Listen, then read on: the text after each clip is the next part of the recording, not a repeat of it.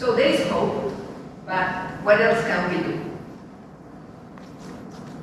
Because we are saying that, you know, time is of essence, and we just have, a decade, the max, and that we still need the 1.5 degree scenario to stay alive if we want humanity to survive.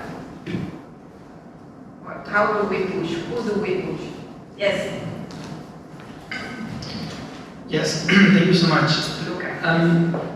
I think you mentioned at the very beginning about the role of the finance ministries, and for, I think, many of us that really work towards climate and energy ministries or the climate and energy community, we need to, I think, refocus our advocacy efforts towards the finance ministries, which means both the officials inside the ministry, means at political level, how do we speak with financial ministers. So I think there's a lot that can be done, and we shouldn't take for granted that there isn't political will. Probably very few people have pitched that to them, you know, and so I think there is an opening there. But equally, I think we need to understand better how financial decisions are made in countries. So I think activating parliamentarians that vote and decide on the budget laws in various countries, I think is very important. So we need to be able to bring this element of public finance and subsidies within this more maybe technical conversation that deals with finance decisions. And there is many actors, I think, from civil society that, you know, can provide analysis studies, but there's also the private sectors, both from companies, but also the financial sectors that is very would be very happy to be engaged. We just need to find, you know, bring the right people in front of the right decision makers, and perhaps we need to prioritize more the finance ministries. So I think, I don't know if there is much open there, but I think it's something that I am confident that if we increase our advocacy towards them, we may see more steps, because again, as I said, there is a lot of subsidies that are completely nonsense. Some of them literally they were set like in the 70s, but just no one bothered to go and say this doesn't make sense and, you know, cast lines on those things. So I think there is a lot that can be done. We just need to refocus our attention, I think, a little bit. Thank you, Luca. Richard. Thanks. Yeah, I want to build on what Luca was saying. Luca was talking more about subsidies there. Finance ministries and finance regulators, and I referred to this a little bit. I want to give you one example. So in the UK at the moment, as you may know, we have a general election campaign, and it's going to be on the 4th of July, the election. Now, a number of us in civil society and research organisations, we are working under the radar, so to speak, with the Labour Party opposition, because when assuming they win the election, that we would like to see them change the mandate on climate change and climate risk for the Bank of England, for the central bank. Because what's happened in the UK is that the current government in the UK has downgraded climate risk as a priority for the Bank of England. And so we have ideas, we've been feeding them in to the Labour Party opposition, and we'll see. I mean, it won't be their first action if they come into power, but you know, we're hoping, we're taking those ideas on board, that then at some point, before too long, the finance minister would write to the governor of the Bank of England, say, right, this is the new mandate for you, the new government, and the climate risk will be further up, because that opens doors. It really does so much. You know, the Bank of England is key to all of this, all the central banks. But remember, ultimately, that the central banks, they get their marching orders from finance ministries. They're the ones who actually would tell them what to do, and then it's up to the central banks how to implement it. So that's one example. It really could make a difference. Thank you so much. Yes, that reminds me of the fiduciary duty. that in most of the countries they say, well, the fiduciary duty to the shareholders is to bring profit, but not necessarily, because during court cases, judges have said it's not only that, it's all the public good, the public well-being. But I want to add one little more aspect in my early question, which is that because all of these subsidies, oil and gas is cheaper, but actually the development of renewable energy is, following a learning curve, and it's growing very fast. And there is not enough information on what is the return on investment on renewable energy. So I have heard during a United Nations training that for every dollar that is invested in nature solutions and in renewable energy or biodiversity protection, it can bring back between $15 and $30. Can you talk about why we don't know the co-benefits or the returns and investment for renewable energy? Or also expand on my first question. I think Francesco, you wanted to say something? I didn't want to particularly respond, but I can respond if you like. I put you on the spot, so Yes, that's okay. ladies here. So why isn't it more known? I think that perhaps it's the way that returns are made in nature-based activities, solutions, and all these things are not what the modern, capitalistic economy is used to treating it. And there are lots of instances. For example, indigenous controlled protected areas are the best governed protected areas, and we see that they are most effectively managed. But in a world where we're going more into technology, the economy, and things like that, perhaps these things are sometimes overlooked. And traditionally, very money-intensive industries tend to advertise the things that they make, and so these things can be discounted. And hopefully, that's Thank you. Yes. contribution. Yes, please. Simone. Maybe not directly addressing your question, but I think what we have to do is to make the loss associated with oil and gas investments more visible, because there are more and more losses associated. Okay, we have the revenues, we have the profits, but then we have minus the cost for health impacts associated with those projects. Then we have the pollution, the cost for the pollution associated with that project. Then we have, at some point, we're going to have the cost associated with the stranded assets that these projects are becoming, sooner or later. So we have costs associated with the loss of jobs for all those workers in the oil and gas industry. So we have to change and shift the paradigm right now before it's too late, even from a conceptual point of view. There are the costs associated with the oil and gas or the fossil fuels. They are not that profitable as some governments and companies want us to believe. So there are costs that are not associated with renewables. I mean, not all of them, because we are not going to have costs associated with health. For sure, we're going to have costs associated with exploiting the natural resources, but that's the reason why we have to develop a renewables energy system that is really fair and equitable for everybody. Perfect. Thank you. Colleagues? Question? Oh, you want? Yes, please. Yes, please. Okay. Alexander. Building off what has been said, not only on the Ministry of Finance targets and on changing the narrative, yeah, I do think that of course we need to target more the finance ministers, and certainly we did that in different campaigns, and SCSO did that, and of course your CPM did it also probably. But we have also to admit that most of them are really conservative, as you said.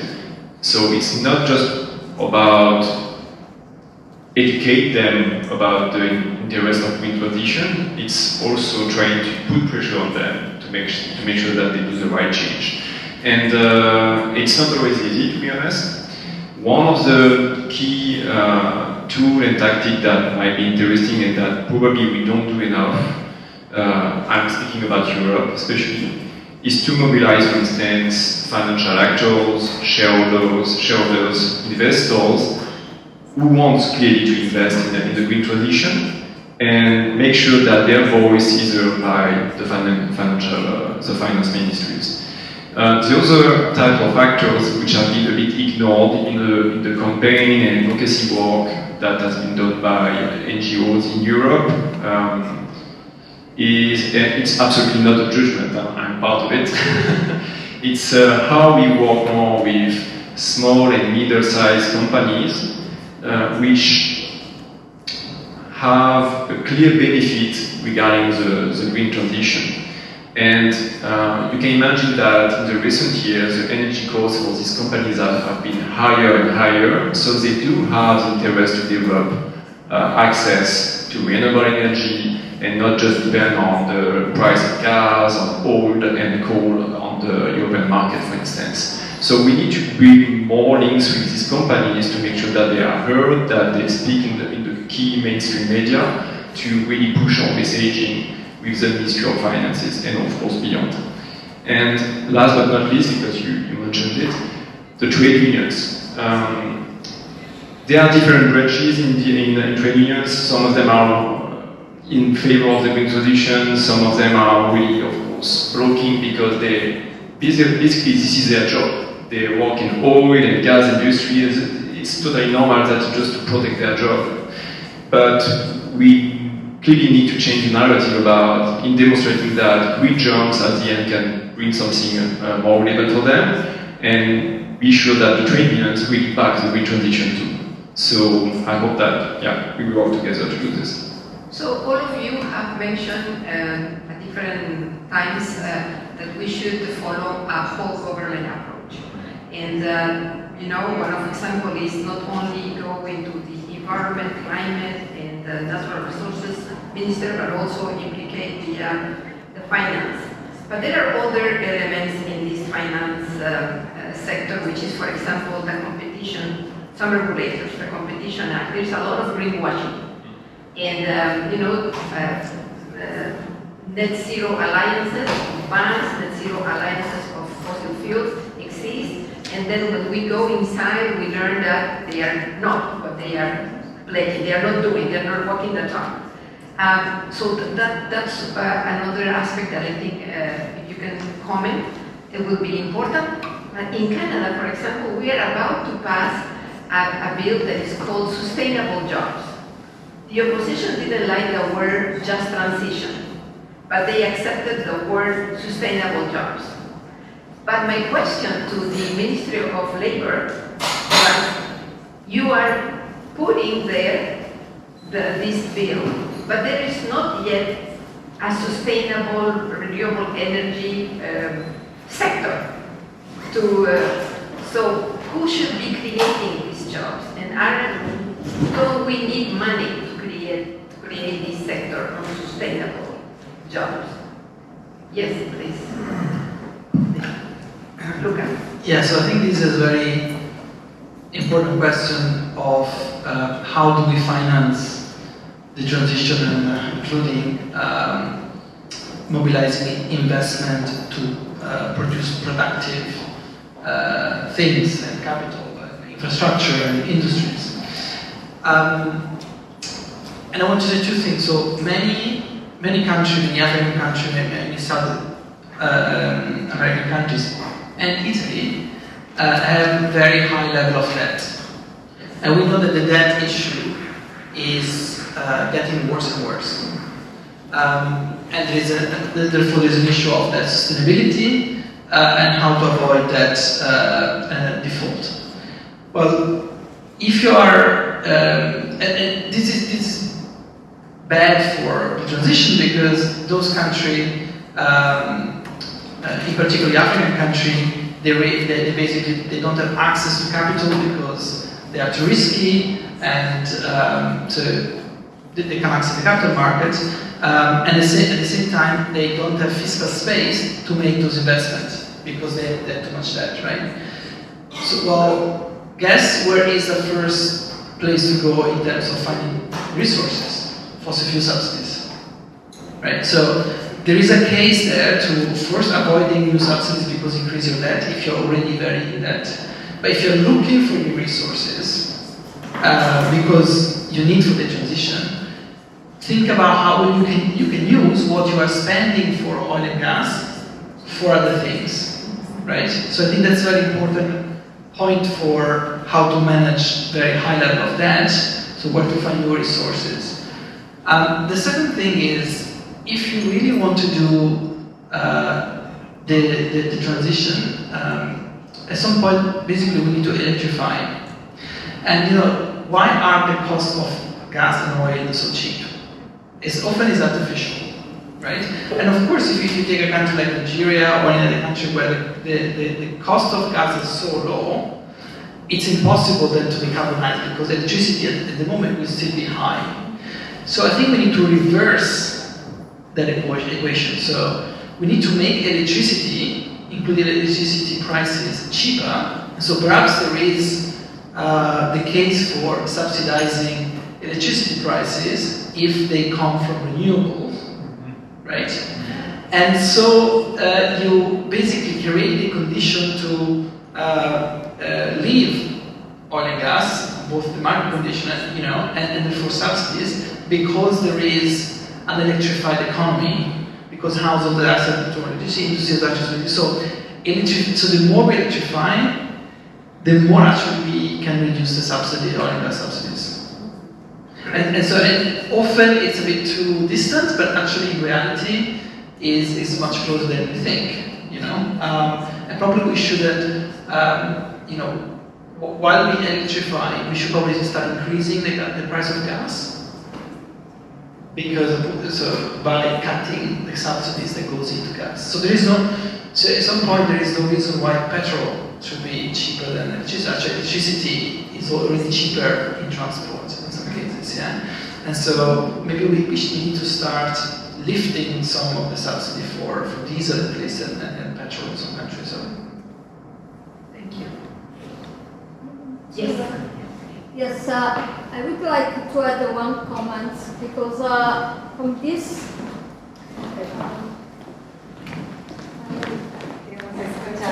Thank you.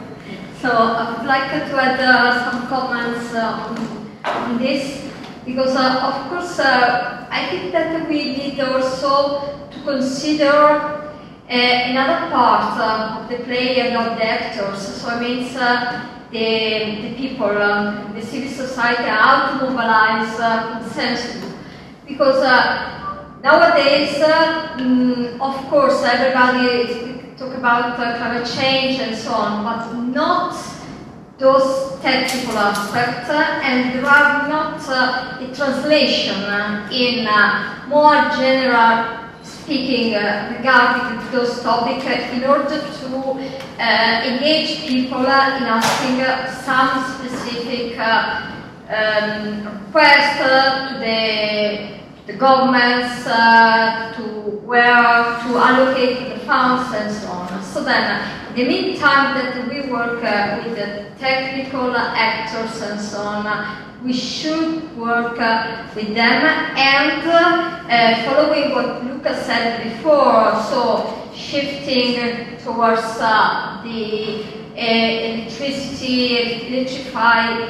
This is something of democracy. I mean, the fossil fuel at the moment is a concentration, a fair business.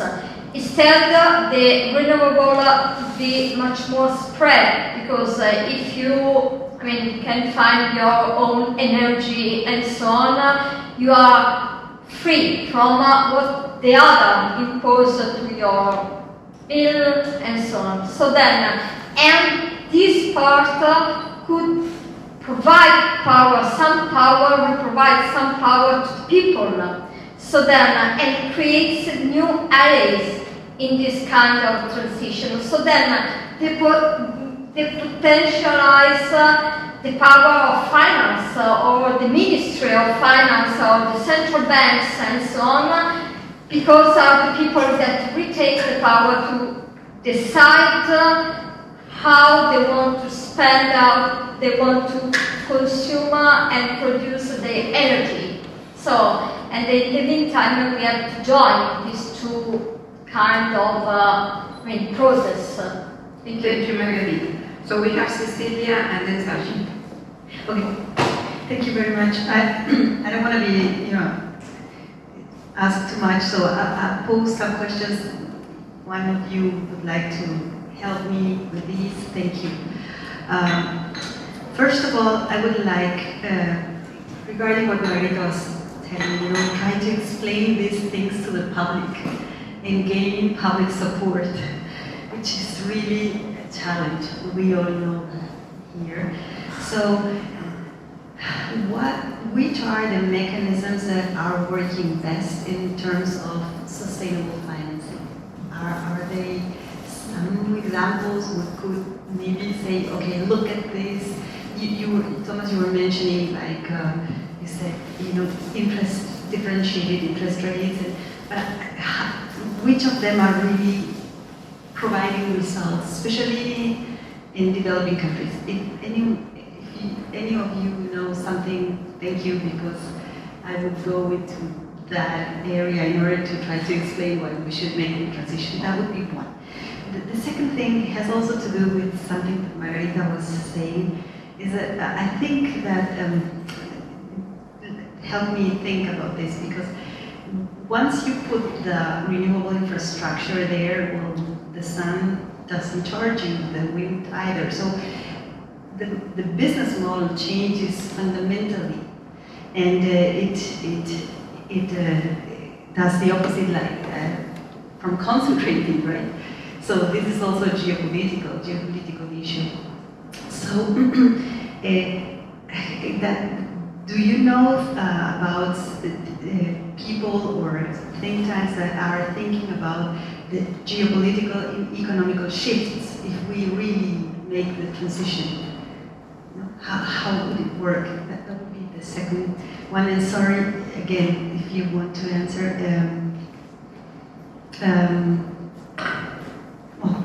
No, I think I'll stay there at least for the time. Thank you. Somebody wants to take yes? No, it's okay. Let me respond. Go ahead. Okay. So I think I'm going to make 3 points in answer to what you said. First of all, if we're talking about financial institutions and how to get them to act. Now, Senator Galvez, you talked earlier about the importance of transparency and disclosure, and I agree that is important, but it's not enough.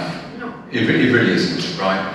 And so that goes to my second point is, I think this is where some of us are talking about the importance of financial regulation, because that is really what financial institutions respond to. It's legislation which is then implemented into regulation. And there are two under there to give you 2 examples. One, actually, Senator Galvez, you talked about this. Now, I appreciate that differing countries have differing sort of financial ecosystems, but if we're talking about pension funds, the governance of pension funds is they have trustees who have fiduciary responsibilities to safeguard that money for the pension beneficiaries. So if you change the law, which then introduces the regulation where the trustees have to pay greater regard to climate risk, the impacts of climate change and climate risk, that is going to make a fundamental difference. Because if they don't, then arguably then those trustees can be sued because they would be breaking their fiduciary responsibilities. And so that really matters. I think, that's an example of, go into that financial regulation. Financial point, you were asking about a think tank, looks at the geopolitical stuff. I don't know about the geopolitical stuff, but I just wanted to highlight brilliant piece of work I've just seen come out. Some of you may know of the Rocky Mountain Institute, and there's an ex-colleague of mine at Carbon Tracker called Kingsmill Bond, and this guy is an absolute genius on the energy transition, and he's just brought out this brilliant new report. I'm very happy to circulate it, you know, for all, and you know, it's just looking at the you know, where we are on renewables, where we are on electrification, where we are on efficiency.